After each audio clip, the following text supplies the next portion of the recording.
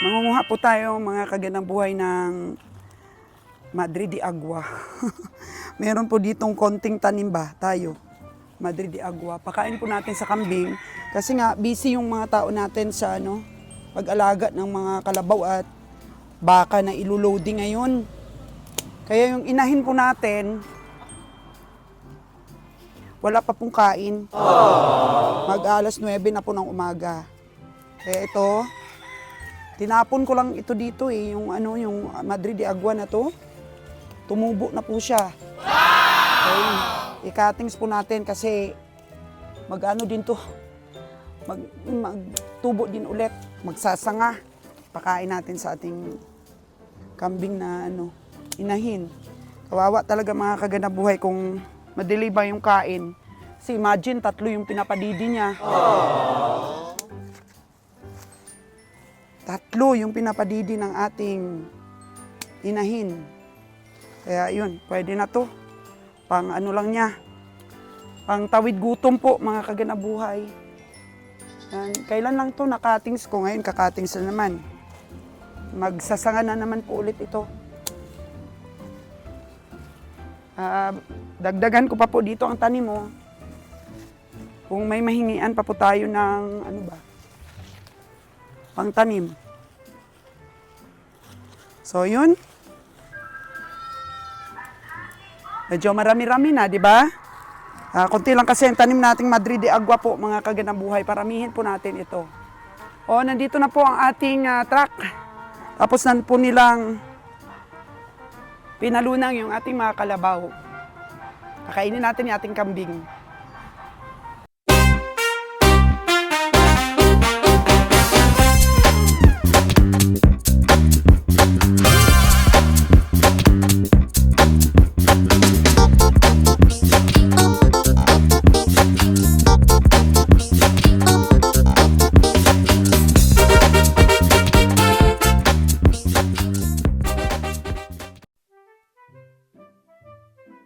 Kahit papaano po mga kaganang buhay, kain po siya ng Madre de Agua.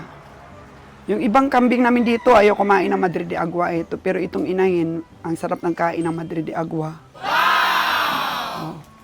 Para may padyede siya dito sa mga anak niya. Nag-aagawan sila Nag-aagawan sila sa dede. Yan. Takot din po ako paliguan yung nanay, mga kaganang buhay. Kasi medyo nadudumihan na ako sa kanya. Takot din po ako Baka mabinat or magkasakit. Kaya sabi naman ni Roger, wala naman daw namamatay sa dumi.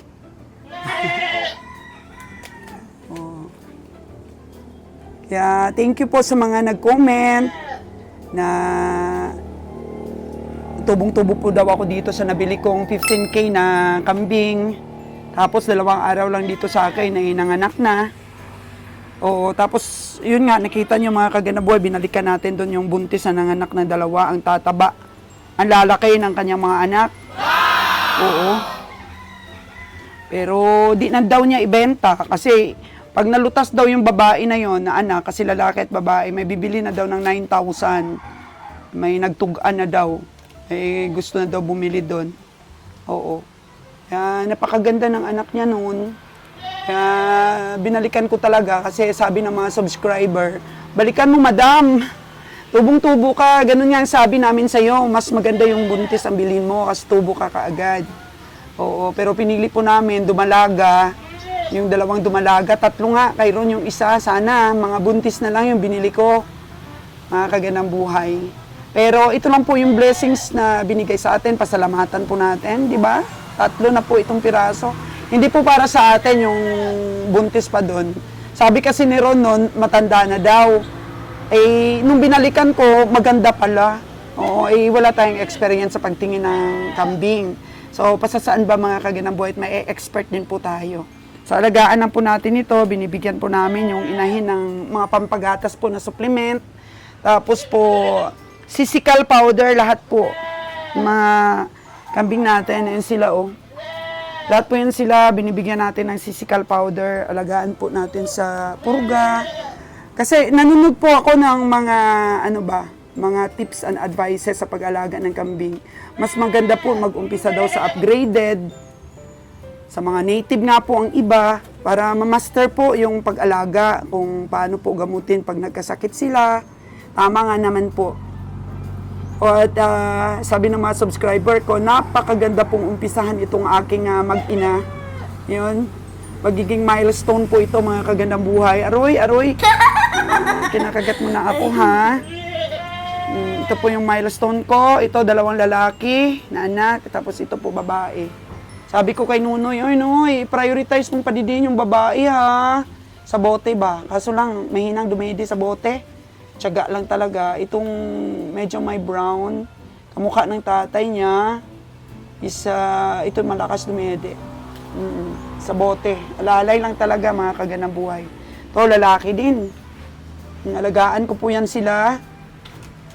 Mabuti, dito po ako mag-aaral sa kanila kung paano po mag-alaga.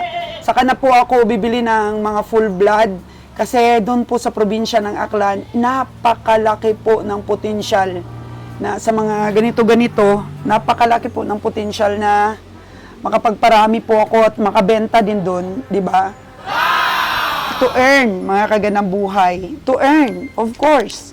Tsaka dumami ang kambing doon sa probinsya namin. So, kami rin ang bibili. Kung pagdating ng araw, marami na tayong pangkatay na mga kambing.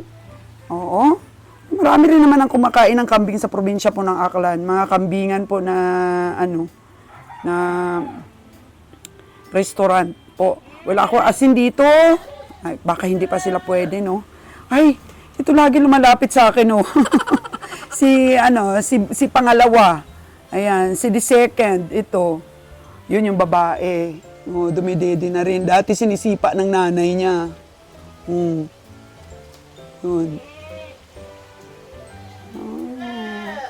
Maya ko pa po sila padidihin. Yan. So kahit paano po, nagkalaman yung tiya ng ating inahin kasi dapat maaga pa sila binibigyan ng pagkain. Pero nabisi po ngayon pagpalunang ng kalabaw. Ito na naman siya, ito na naman ang didede. Yan, paliguan ko nga po sana kasi ang dumi na ng inahin, mga kagandang buhay, oh. Siyempre, hinihigaan niya kasi yung ihi niya. Oh, sabi ni Kabeng Roger, naku, wag ka munang bumili ng maraming kambing, ha, kasi wala tayong bahay dito. Paano kasi, mga kagandang buhay, marami na kaming materyales na binili para sa kambing dito, na pabahay. Ulitin namin yung bahay ba ng mga kambing. Di ba may aircon? Nakita nyo yung aircon dyan. Sabi ko sa Panday, lagyan ng yero ba na luma dito banda. Kasi nga yung init ng aircon, pumupunta dito sa loob. Initan yung mga kambing natin. Nung pinapako niya po itong yero, pinapako niya po, ito po yung halimbawa, pinakuan niya po ito, yero. Yung niya, yung martelyo niya, bumunggo po dito. Ay, nako, sabog yung niya. Sabog yung kuko niya. Mga kagandang buhay. Malala. Oh, no! Malala po yung sabog ng kuko niya.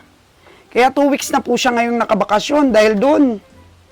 Kaya yung bahay ng kambing, hindi pa natin nagawa. Oh.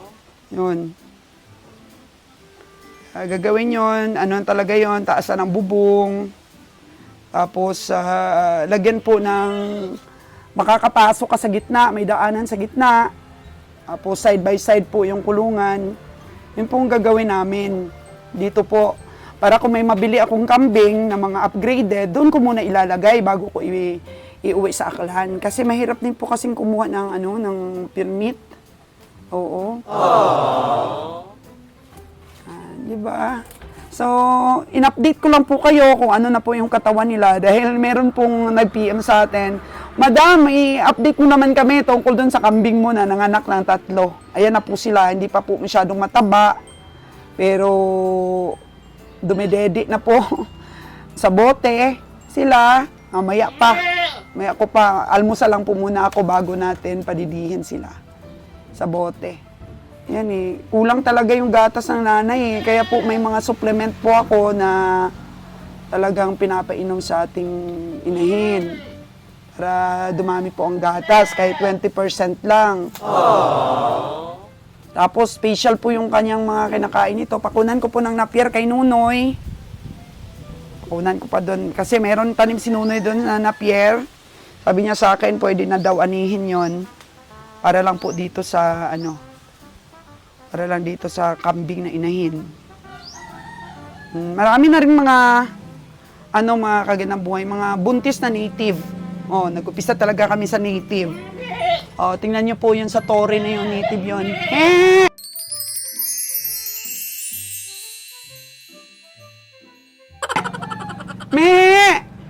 Parang prinsesa, napakakinis po niya.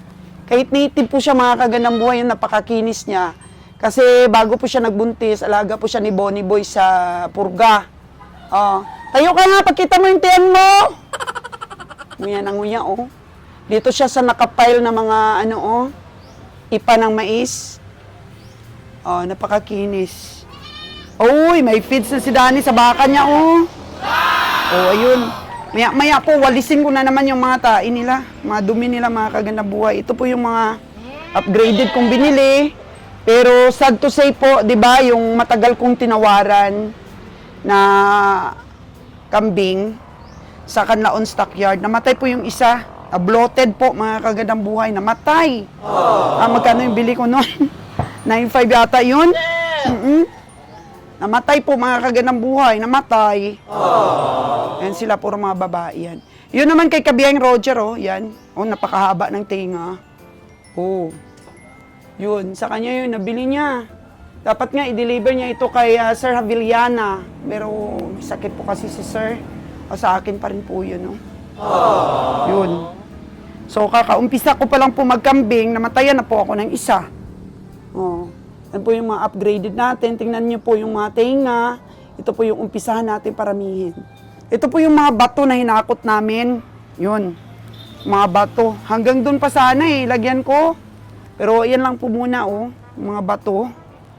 Yun. Yung hinakot-hakot ko po, nagsakit po ng aking kamay dahil para hindi po maputik dito ba sa ating mga kambing. So, happy naman ako kahit sumakit yung kamay ko.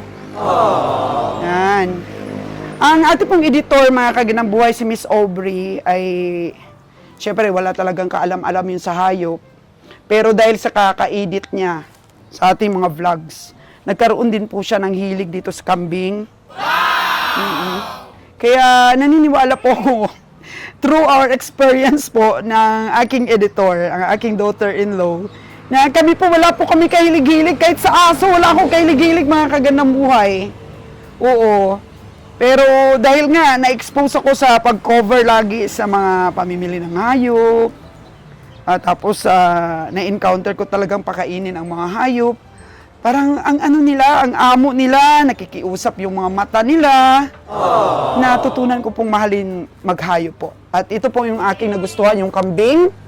At napakalaki nga pong potential ito sa probinsya ng Aklan. Yan, hindi ko lang alam, mga kaganaboy, yung nabili kong dumalaga kung nasampahan talaga ito. Kasi sabi po ng ahinti na nagbenta, nasampahan na daw po. Ayun, di ba? Ang ganda naman nila. Ang ganda naman po, di ba? Nagsisi kasi po talaga ako dun sa buntis na yun. Nanghinayang po talaga ako, mga kagandang buhay. Nanghinayang ako. Noy! Tingnan mo nga ito, bakit parang matamlay? Parang nagkakaroon ako ng pubya. Noy, baka matamlay ito siya. Hindi. Lagyan mo ng kumpay. So, anong kumpay? Lalagyan mo na itubo ulit? Tubo ulit. Bawi na lang tayo. Ito, napakalambing niya sa akin, mga kagandang buhay. Napakalambing po ng kambing na to. Pero palagay ko, ito mas may gulang. Ito siguro yung nasampahan na. Yun kasi sabi ng auntie sa akin, Madam, napaka-bless mo na niyan dahil nasampahan na yan. Buntis na yan, Madam, sabi sa akin. Wala rin namang alam si Ron's Farm Official. Sabi niya, Ma, parang matanda na yung buntis. Pero kung may nakapagbigay po talaga sa akin ng advice, kagaya po ng mga comments ninyo sa akin, binili ko talaga lahat ng buntis. Kahit yung isa lang na yon na nanganak ng dalawa, Kasi parang hindi ko kursunada yung isa, mga kaganaboy. Maliit po yung inahin na yon. Kagaya po nito, ang laki, hindi pa nga nagbubuntis, malaki na. Eh, yung buntis na yun, mukhang naliitan talaga ako. Tingnan mo po yung mga native natin, oh. Ang kinis din ng mga native natin. Kasi parang upgraded na rin sila dahil anak sila ni James. Oh. Alam mo yung anak nila, oh. Tsaka no, ilan yung buntis ngayon, Noy, na mga anak, Noy? Ilan yung buntis ngayon? 4 yung buntis ngayon na native. Napakaganda ng kanyang balahibo. Ayaw bumaba. Oo. Noy, baka nananawa na sila sa tubo? Di naman. Oo, dapat may mga merienda lang, Noy, no? Ayan. Inaamoy-amoy si Nunoy, eh. Ganun talaga yun. Pag ikaw nag-aalaga, eh. Naamoy-amoy ka ng mga alaga mo. Ako lagi ko siya ninihimas, mga kagandang buhay, kaya napakabait po sa akin. Oh, tingnan niyo po. Napakabait. Bigyan niyo po ng pangalan, mga kagandang buhay ito, oh. Oh, bigyan niyo po ng pangalan si Dumalaga, number 1. Tsaka si Dumalaga, number 2. Medyo maputi-puti itong si Dumalaga, number 2. Pero hindi siya halos namamansin sa akin, no? Pinapaamo ko pa, mga kagandang buhay, pinapaamo ko pa. Pero yung isa talaga, mula nung binili, maamo talaga po. Ito, ayaw. Oh. At hindi niya na kinakagat yung tubo, Noy. Noy, bakit lagi na lang yan na natatanggal, Noy? Ulitin mo nga yung pagtali niyan sa gitna mong talian. Oo, sa gitna mong talian. Ulitin ko. Mamaya. Yun na po yung aking mga kambing na dadalhin. So, ilan sila? 1, 2, 3, 4, 5, 6. Ay, namatay kasi yung isa. Mga kaganang buhay. Saka yung ating inahin. At meron pa ditong malaki-laki na mga upgraded na rin. Siyempre si Bona, mga kaganang buhay. Tingnan natin si Bona. Napakabait na Bona na to. Yun yung mga buntis natin. Ito pala binili sa akin ni Kabeng Roger, oh. Si Una daw ang pangalan nito, si Una. Oh.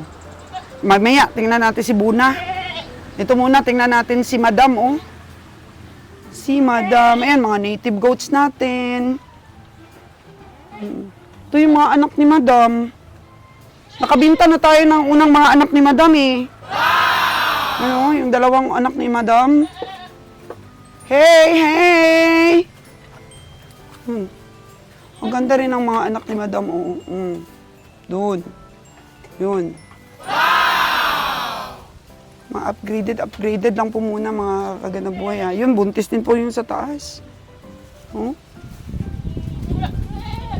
May mga anak na rin doon. Tingnan mo po yung native. Oo. Hirap dito pag tag-ulan po, mga kagandang buhay. Ang ano talaga, putik. Putik.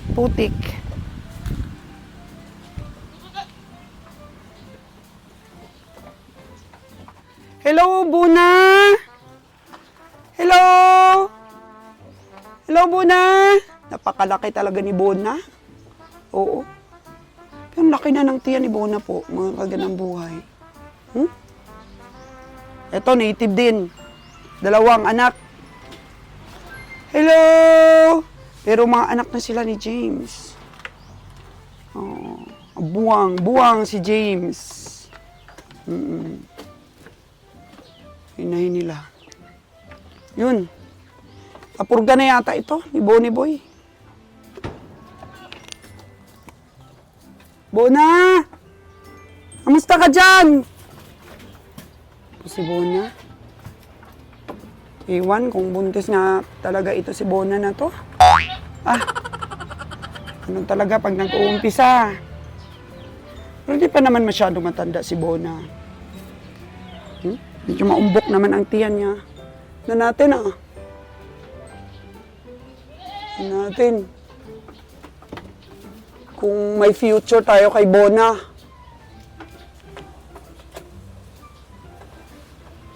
Ay. Looking forward, mga kagandang buhay, sa ganda ng ating ipapagawang bahay. Oo. Babalikan ko po itong aking mga vlogs in the future. Balikan ko po ito. Ganito lang po simple ang aking pag-umpisa. Yung dati di ko naman sila panapansin. Na-build up lang po yung aking hilig. Na-inspire lang po ako sa ating mga farmers. At sana may ma-inspire din dito sa ating mga vlogs. Diba? Nakabenta na kami. 4 na yung nabenta namin kay Sir Constantino. Kay Sir Constantino po sa Iloilo. Mga anak na po yun ni James. Nagpaparami din po siya. At least kahit papano may lahi na po yun. Upgraded na. Maganda po yun yung anak ni Madam, yung una niyang anak. Nakuha po sa atin ni Sir Havilian, ni Sir Constantino. Ayun. Paramihin natin mga kagandang buhay. Kasi mahirap din pag full blood. Kailangan maganda yung kulungan mo, systematic yung pag-alaga mo. Wala pa naman ako alam. Oo, may pambili ako mga kagandang buhay, pero syempre nag-gather din po ako ng mga information, mga tips and advices sa pag-aalaga po ng kambing. Nako, baka mamatayan po tayo. O wala pa naman tayong alam kung ano papainom natin. Paano sila lumakas. Kaya yun, pag-aralan natin ito sa ating mga upgraded. At least hindi na po siya native na native. Mga kagandang buhay, nag-upisa po tayo sa malalaking mga inahin. At maghanap na lang rin ng upgraded na boar. Si James okay na kaya na niya ito sila Bona, kaya na. Pero kung wala, kung hindi buntis si Bona, tapos hindi na rin maglandi, di ang ang kahinat na ni Bona yan, kakatayin ko. Kung may restaurant na ako, mga kaginabuhay, mababawi ko rin yung 20K ko dyan na binili. Mas maganda mga kaginabuhay, yung 15K buntis na, nagbigay pa ng 3 anak. Pero yun nga lang, namatayan din po tayo ng isa. 8.5 yata ang bili ko nun, yung namatay na yun. Sayang. Sayang po mga kagandang buhay. Hindi ko na nga po tiningnan yun Hindi ko na rin po binlogs. Sumasakit yung aking puso Ganun pala yun Ganun pala yun pag namatayan ka ng alaga mo.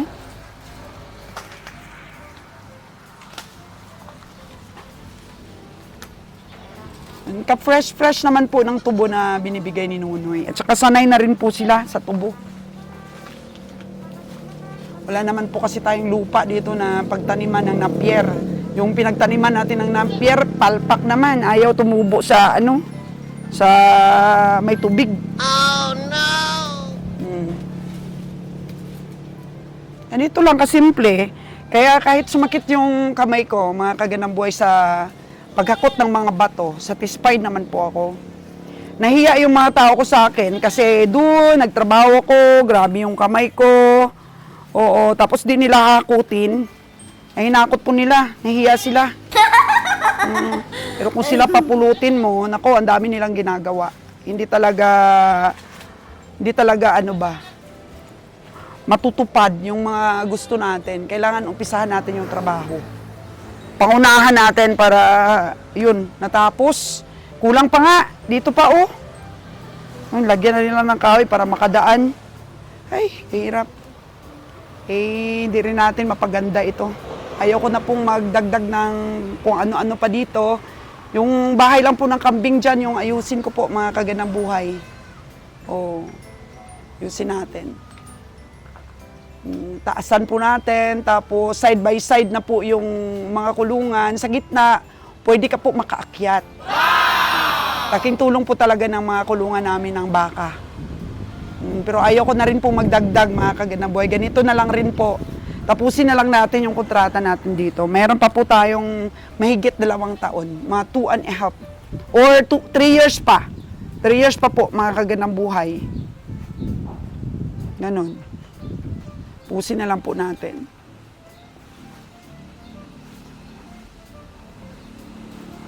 Tingnan natin kung ubos na. Noy, bigyan mo pa rin si Noy? Si inahin ng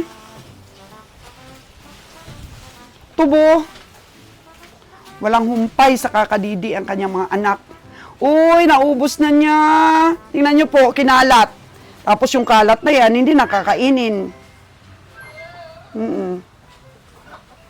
Uy! Ayun! Palagyan na ni Nunoy ng tubo. Hmm. Masama na naman po ang panahon. Ulan na naman, Noy. Noy, ilipat mo sila, ha? Ilipat mo sila dayon pagka umulan. Ha? Kasi mababasa sila. Baka di mo pansin, Noy. Pagkatapos kumain na, ilipat na natin sila. Ilipat dito sa loob. Basa kasi. Saan ang ihi? Oo. Grabe, mga kaganang buhay. Alam ko, pagka napataba ko itong mga kambing na to, maraming mai-inlove dito. Maraming mai-inlove sa aking mga kambing, mga kagandang buhay. Yay!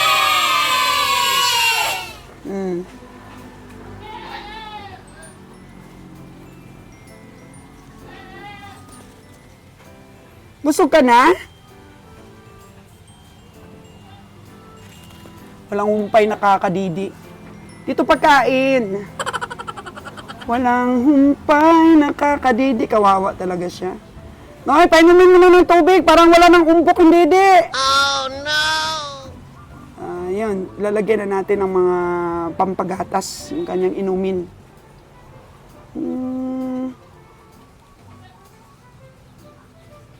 Yan na po yung tatlong anak ng ating kambing. Yay!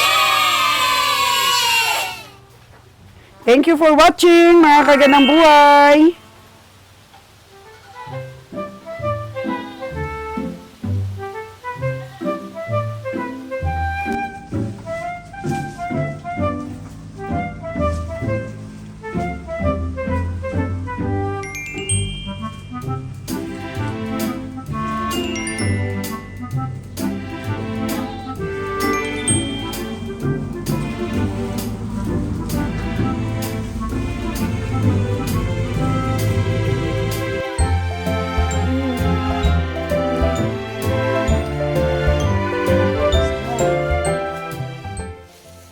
Hanap din sila ng pwesto, busog na sila eh.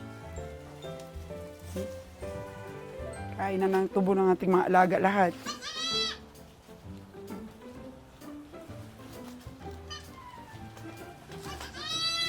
Ay, bakit ka umiiyak? Tubo po yung nakasanayan nilang pagkain eh. Tubo lang. Makain din sila ng ibang mga damo. Pero mostly po, tubo. Dahon ng saging. Yung mga native o nanginginain din.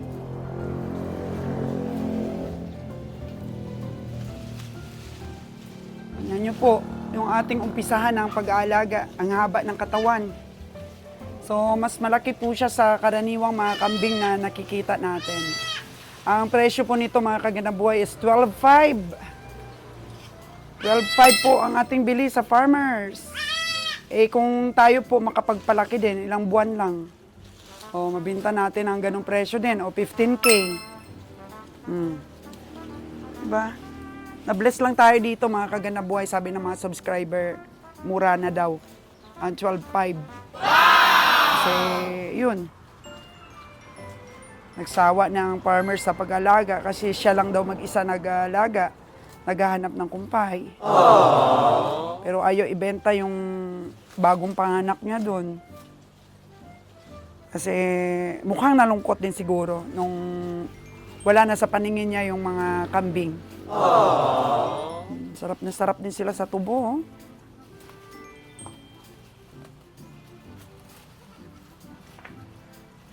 Ating mga upgraded. Sa kambing, mga kagandang buhay, every 2 years daw, 3 bisis mga anak.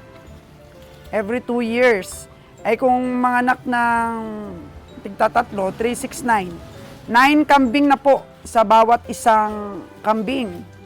Within 2 years. Ay kung marami kang inahin, biglang dadami yung mga kambing mo.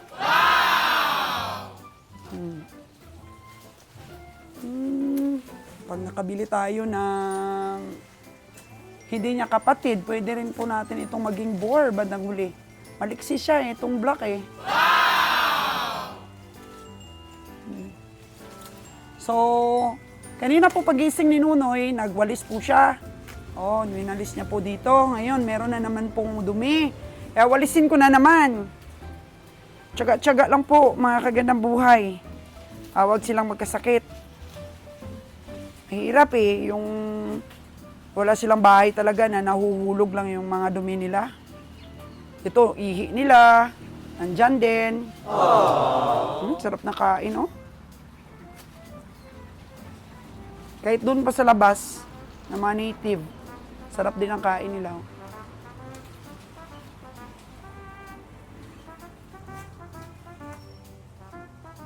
Medyo okay na po siya. Ilang araw pala pong nakakadede sa bote. Hindi pa nakaka-recover yung payat talaga siya.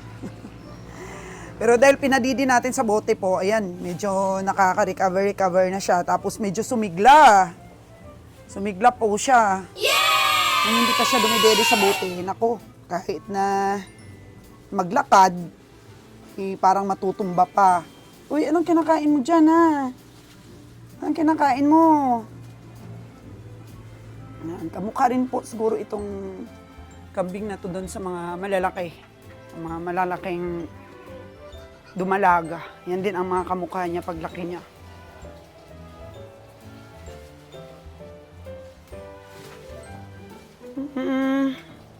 Thank you for watching, mga kagandang buhay. Sa ating mga kambing na to na dadalhin sa Aklan.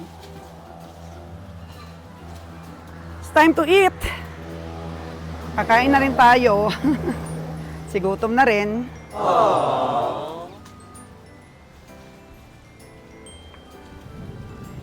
Patuloy pa rin po ako nagre-research kung ano po yung aking style na aking pabahay sa mga kambing. So sabi ni Sir Jayden, 5 meters daw po hanger type. 5 meters para po siguro mawalis dun sa baba pa. Pero sisimentuhin ko po yung sa baba para mabilis lang pong malinisan, mawalis natin ang mga dumi. Tingnan natin ang budget natin kung saan aabot. Kasi ano lang po ito. Bawas lang natin sa ating mga puhunan. Sa baka. Ambush. Okay.